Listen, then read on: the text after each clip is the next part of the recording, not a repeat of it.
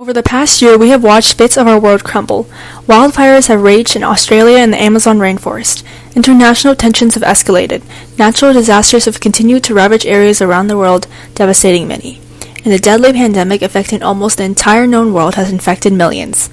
As our world suffers from all of this, the continually existing issue of racism has resurfaced as people has brought attention to police taking advantage of their power and unfairly treating or killing people just based on their physical appearance or race.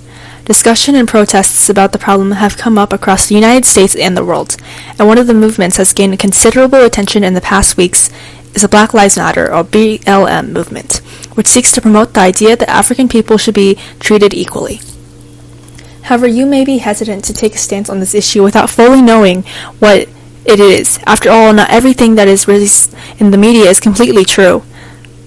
And many posts or reports have committed logical fallacies, reducing the entire issue to only two options: either be with the movement or against it. That is what we seek to address in this video. We want you to be completely informed with background and objective information on this issue, taken from virtually unbiased sources before you do take a stance on this issue, so that you do not make a decision that is not aligned with your values. With that, let's dive in. What exactly is this movement? What is behind it? Where did it originate? And why is everyone talking about it now? And why is it so important?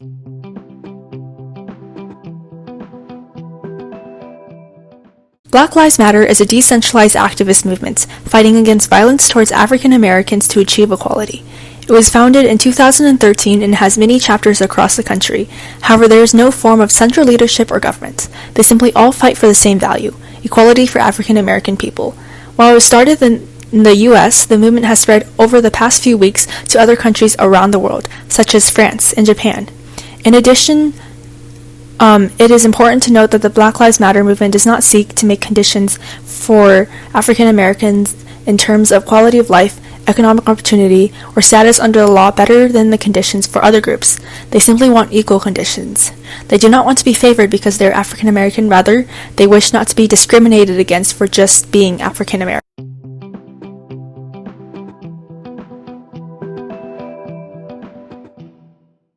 Before we discuss the current situation, let's take a look at the history behind the movement and how African Americans have been and are mistreated in the United States. This fight for equality didn't just start in 2020.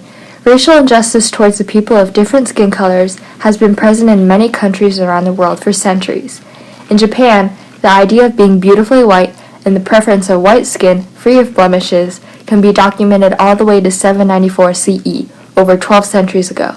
In India, the caste system often looked down on those who have darker skin, which could negatively affect the social standing of those people. In the Americas, it can be dated back to the Spanish colonies, where slaves were taken from Africa to work on mines and plantations. Spain would eventually move away from using slaves, especially as concerns over their morality were raised, notably by Bartolomé de las Casas, who had originally supported slavery. For the British colonies that would eventually become the United States, this social divide dates back to the year 1619, when the first group of African slaves were sold in the American colonies.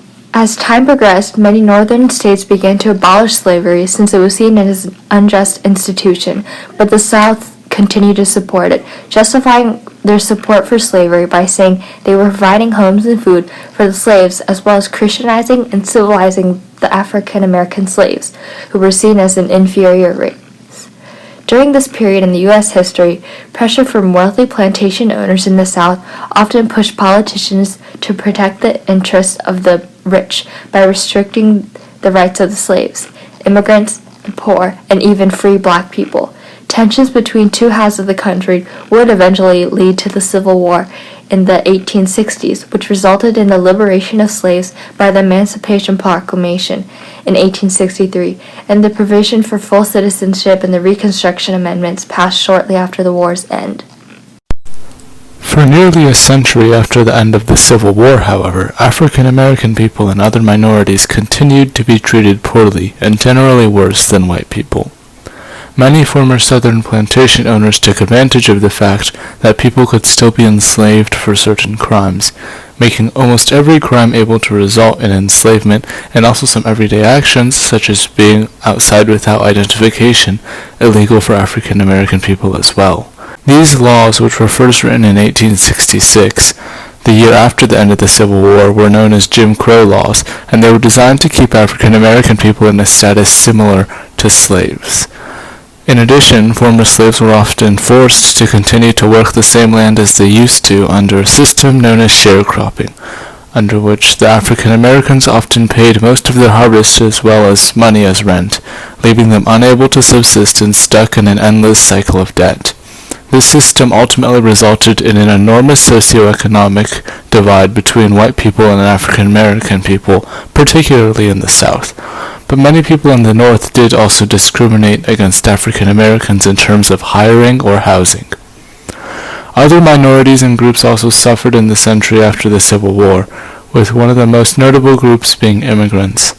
As more immigrants came to the United States on both the west and east coasts, xenophobia and the fear that the immigrants were taking jobs due to the lackluster state of the economy during the late 19th century led to discrimination against immigrants, with the most extreme case taking place in 1882 when the Chinese Exclusion Act, which prohibited all people of Chinese nationality to immigrate to the United States, was passed. In addition, African Americans in particular also faced racially and politically motivated violence from organizations such as the Ku Klux Klan, which were formed in the aftermath of the Civil War by veterans and other disgruntled white people in the South who felt that African Americans should remain slaves and not be given full citizenship. These organizations would attack, lynch, and or kill African Americans who sought to vote or hold office, and also those who supported African Americans. The KKK would later add Catholics and immigrants to its list of targets in the early 20th century, particularly during the 1920s. Nevertheless, this discrimination in all spheres of life, taking the form of segregated bathrooms, drinking stations, schools, and transportation systems, eventually led to the civil rights movement of the 1960s, in which African Americans fought for equal rights in employment and other spheres of life for their people and other minorities. However, even during the civil rights movement, as African Americans were legally protesting for equality, the police force, especially in many southern states, would respond with violence, tear gas, high-pressure water hoses, and attack dogs to disband the protesters. With the widespread use of television, these events could now be seen by the nation, which allowed others across the nation to support the movement. Some of the important figures and events of the civil rights movement included Rosa Parks and the Montgomery bus boycott, the Supreme Court case Loving v. Virginia, which established marriage equality, the NAACP, Dr. Martin Luther King Jr. with his letter from a Birmingham jail and I Have a Dream speech. All of them sought to peacefully protest to reform the justice system to remove systemic racism and achieve equality. That brings us to today. Although the civil rights movement resulted in some improvements towards racial equality with the Civil Rights Act of 1964, which ended discrimination and segregation on the basis of race, color, religion, sex, or national origin, the United States has still not achieved complete racial equality. During the 2000s, the 9/11 attacks and subsequent international conflicts have resulted in xenophobia and anti-Muslim sentiment throughout the countries. Recent economic analysis have also shown that the economic disparity between white and African American people is the same now as it was in 1968. Organizations such as the KKK continue to exist and attack people of color, and along with new policies such as stop and frisk, which gave officers the right to pat down anyone who looked suspicious under Mayor de Blasio in New York City, African American people have continued to have limited rights and freedoms, especially with an increase in police presence in colored communities. This increased police presence in African American and Latino communities has resulted in them becoming arrested and punished much more than other members of other communities for comparable offenses, which further contribute to the systematic racism in American society. A 2019 study published by the Proceedings of the National Academy of Sciences of the United States of America, or PNAS, studied the risk of being killed by the use of force by police in the United States, collecting data on each age, race, or ethnicity, and sex group by observing risk profiles for each of them between 2013 and 2018. The results showed that African American men and young boys have the highest lifetime risk of being killed by the police in comparison to other races, finding that at least every 1,000 black men or boys will be killed by police in their lifetime. Furthermore, although African American women and girls' lifetime risks were about 20 times lower than men, they still have the highest lifetime risk of being killed by police compared to the women of other races or ethnicities, with current rates showing that between 2.4 and 5.4 out of every 100,000 black women and girls will be killed by police over the course of their lives, which is many times higher than groups such as white and Asian females.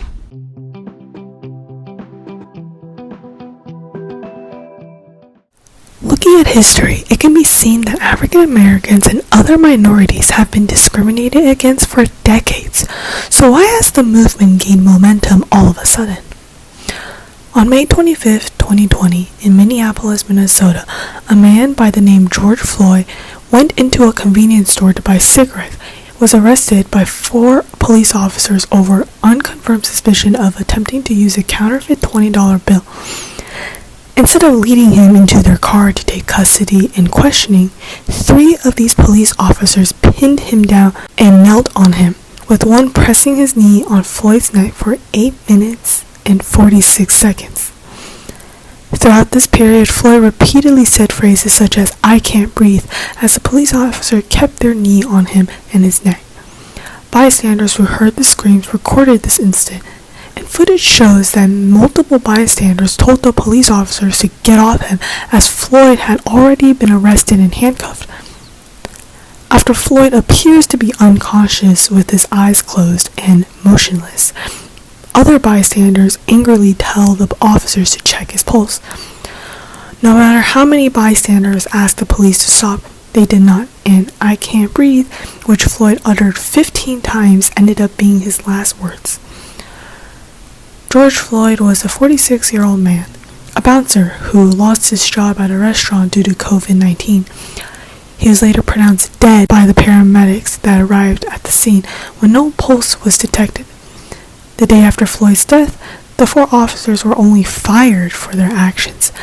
However, many felt that was not enough justice for Floyd. The anger resulting from Floyd's death continued to spread across the nation, with mostly peaceful protests, some of which supported the Black Lives Movement against the crime in Minneapolis. People in many other countries also started to protest upon seeing the injustice, with cities such as London, Tokyo, Hong Kong, and Paris having their own protests to demand change. On June 3rd, after a week of protests, Derek Chauvin, one of the officers, was finally charged for committing second-degree murder. The other 3 police officers involved, Tu Thao, J. Alexander Kung, and Thomas Lane, were also charged with aiding and abetting second-degree murder.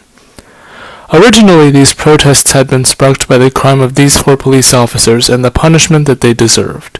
However, they eventually began to address a broader issue across the country and the world.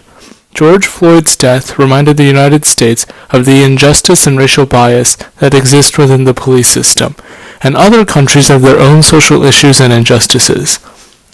Many began to see a common pattern in police treatment towards African Americans, and recalled others who experienced similar injustices as Floyd, especially as more cases of police mistreatment of African Americans have come up, such as in the cases of Elijah McClain and Breonna Taylor, who were both also killed as a result of unjustified police actions over the past year. Conducted from 2001 to 2017, the Open Policing Project from Stanford University found that minorities, and particularly African Americans, are arrested and pulled over disproportionately more than they should be, even when adjusting for the different levels of crime and driving skill in each group. It is true that African American people, on average, commit more crime than the general United States population, but they are punished much more severely than other groups, including other minorities, for their crimes. Specifically, much of this stems from the systemic racism in many police departments in certain areas of the United States, as many African Americans are still treated much worse than others. This takes place because many still feel that, given the history of slavery, African Americans are inferior to white people and other races. For example, slavery was not formally banned in Kentucky until 1976, and in Mississippi until 1995, showing that the ideologies of slavery and racism are still present among the American people. This has led to continued lynchings in the United States, even in just the past few weeks, with few consequences for those who attack and kill many innocent African Americans.